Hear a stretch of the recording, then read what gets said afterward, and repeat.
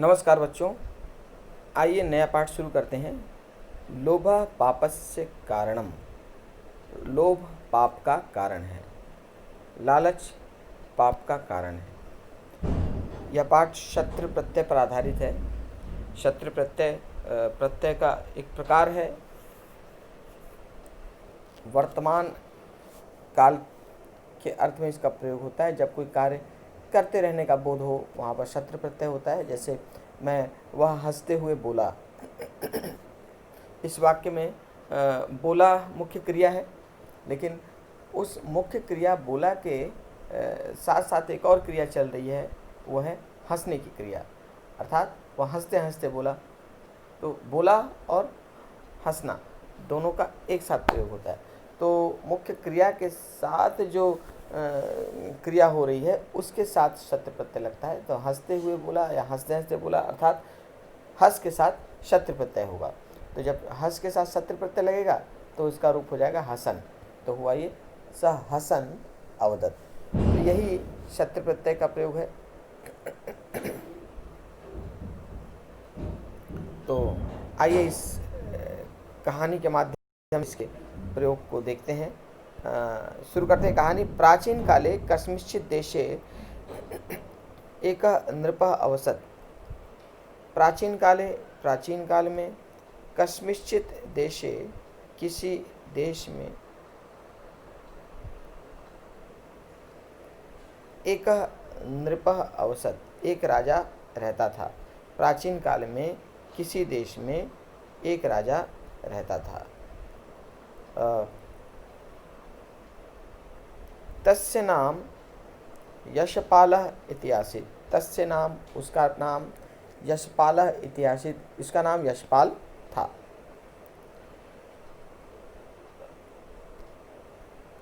सः स्वभावेन अति लोभी, वह स्वभाव से बहुत लोभी, लालची आसीत् था। सः सर्वेषु नृपेषु धनवत्तमः भवितुं, वह समस्त राजाओं में सबसे धनी भवितुम इच्छति स्म, बनना चाहता था। वह समस्त राजाओं में सबसे धनवान बनना चाहता था। एकदा तस्य प्रासादम एकः महर्षि आगच्छत्। एकदा मने एक बार, तस्य प्रासादम उसके महल में, एकः महर्षि आगच्छत् एक राजा, एक महर्षि आया, एक ऋषि आया। राज्ञा मुनेः सेवा सत्कारः कृतः। राज्ञा, राजा के द्वारा मुनि का सेवा सत्कार किया गया। राजा के द्वारा मुनि का सेवा सत्कार किया गया। येन प्रसन्न भूत्वा महर्षि राजानम, येन मने जिससे, प्रसन्न भूत्वा प्रसन्न होकर, महर्षि ने राजानम राजा को, जिससे प्रसन्न होकर महर्षि ने राजा को कहा, अवदत कहा, अहम तव सेवा सत्कारेण अति प्रसन्न अस्मि। अहम तव सेवा सत्कारेण, मैं तुम्हारी सेवा सत्कार से अति प्रसन्न अस्मि, बहुत प्रसन्न हूँ। मैं तुम्हारी सेवा सत्कार से बहुत प्रसन्न हूँ। किमपि एकम वरम याचस्व। किमपि मैंने कोई भी, एकम वरम एक वर, याचस्व मांगो, कोई भी एक वर मांगो। नृपः करम बद्ध्वा अवदत्। नृपः राजा ने करम बद्ध्वा हाथ जोड़कर अवदत् कहा। राजा ने हाथ जोड़कर कहा, भगवन यदि भवान मम सेवया संतुष्ट असि, संतुष्टः। भगवन यदि भवान, यदि आप मम सेवया, मेरी सेवा से, संतुष्ट हैं, यदि आप मेरी सेवा से संतुष्ट हैं, तर्हि अहम यस्यापि पदार्थस्य स्पर्शं कुर्याम, तर्हि तब अहम मैं यस्यापि पदार्थस्य जिस भी पदार्थ का जिस भी वस्तु को स्पर्शम कुर्याम स्पर्श कर लूँ छू लूँ तत् स्वर्णम भवतु वह सोने का हो जाए वह सोने का हो जाए इति वरम यच्छतु ऐसा वरदान दीजिए ऐसा वरदान दीजिए। तो ये इसका अनुवाद था। अब आइए इसके भाषिक तत्वों को देखते हैं।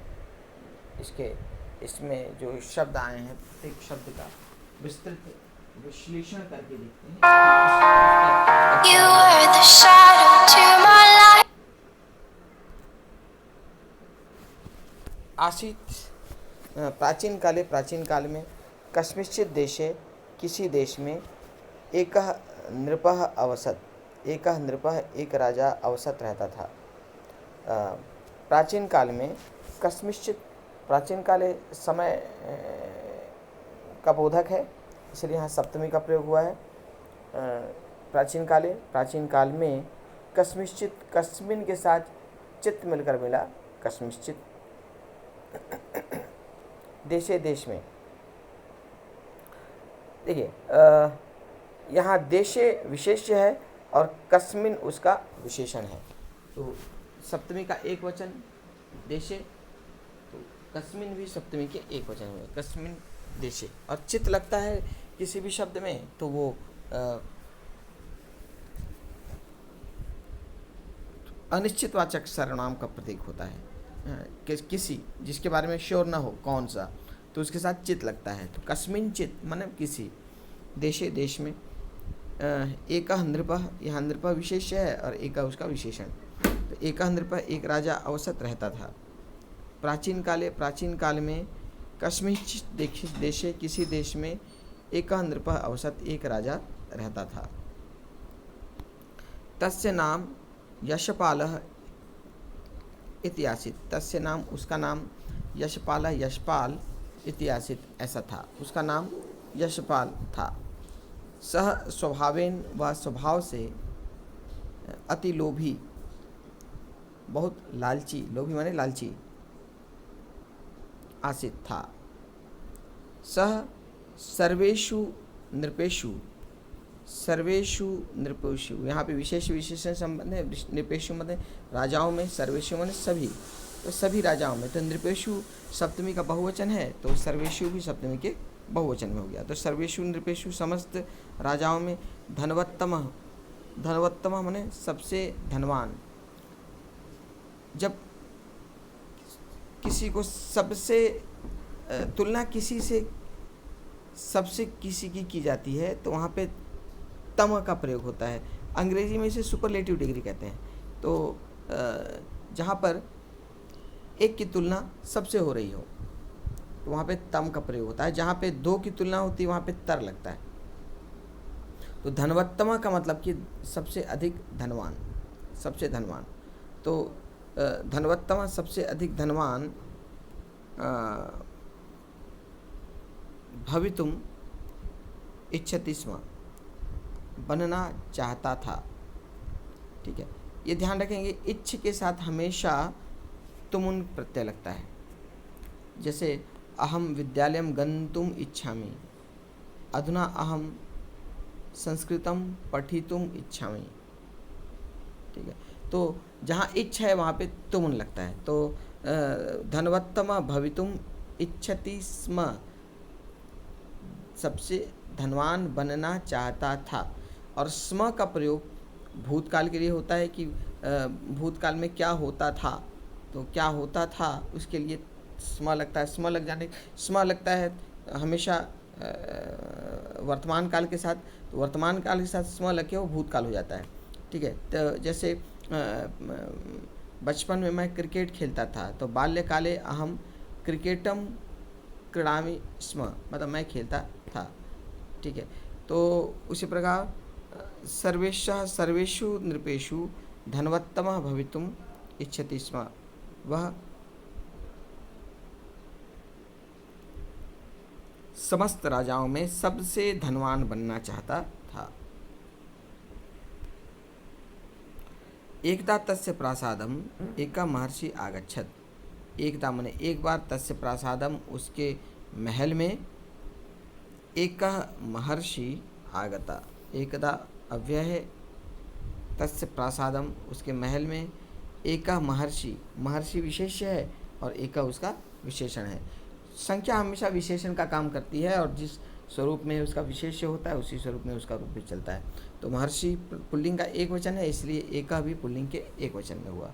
एकदा तस्य प्रासादम, एक बार उसके महल में, एका महर्षि आगता, आगच्छत, एक महर्षि आया। देखिए यहाँ पे गम होने के कारण प्रासाद द्वितीया में आया है। ठीक है, तो गम जहाँ होता है वहाँ पे द्वितीया का प्रयोग होता है। जैसे अहम विद्यालयम गच्छामि, तो गम होने के कारण यह विद्यालय का विद्यालयम आया।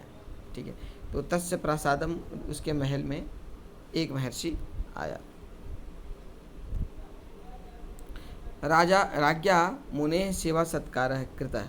राज्ञा राजा के द्वारा, मुने मुनि का, सेवा सत्कार कृतः सेवा सत्कार किया गया है, किया गया। ये कर्मवाच्य है।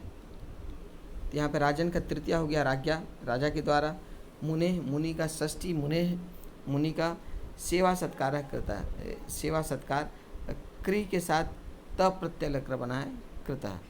राजा के द्वारा मुनि की सेवा सत्कार, मुनि का सेवा सत्कार किया गया।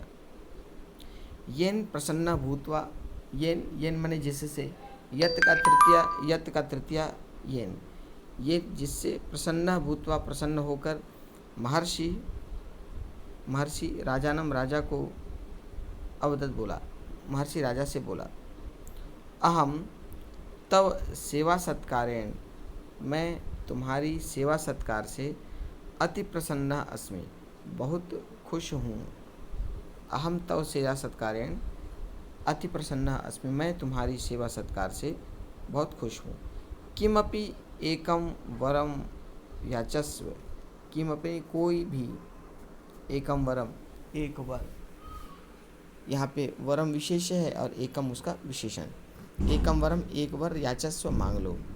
याच आत्मनेपद है जिसका रूप आत्मनेपद में चलता है, तो लोट लकार और आत्मनेपद एक वचन है, याचस्व मध्यम पुरुष का एक वचन। तो कोई भी एक वर मांग लो।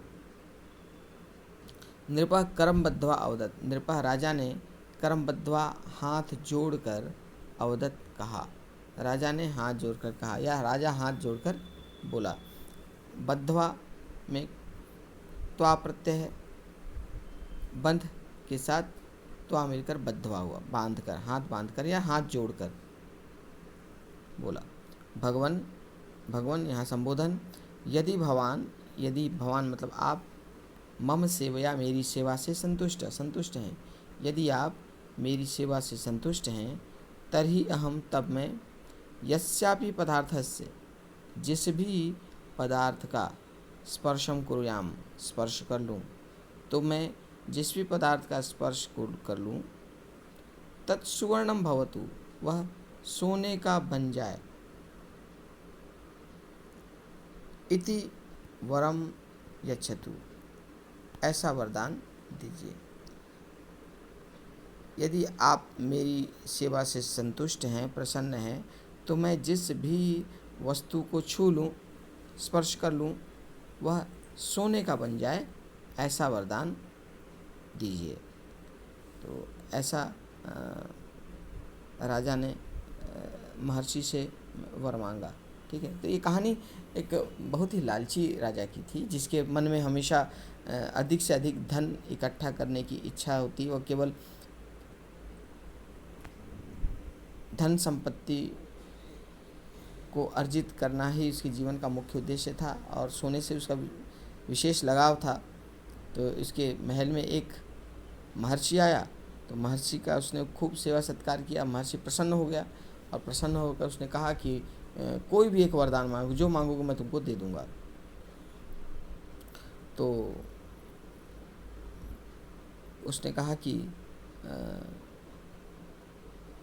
यदि आप मुझसे प्रसन्न हैं तो मैं जिस भी वस्तु को छू लूँ वो सोने में परिवर्तित हो जाए, ऐसा वरदान दीजिए। तो महर्षि ने तो वचन पहले दे दिया था, तो उसने कहा ठीक है, तुम जो चाहते हो वैसा ही हो। तो इस प्रकार राजा में वो शक्ति आ गई कि वो जिस भी वस्तु का स्पर्श करता, जिसको भी छूता, वो सोने का हो जाता। तो यहाँ तक की कहानी आपकी समझ में आ गई होगी, ऐसी मेरी अपेक्षा है। मिलते हैं अगली क्लास में इस कहानी के आगे के अनुच्छेद की व्याख्या के साथ। तब तक हैप्पी लर्निंग।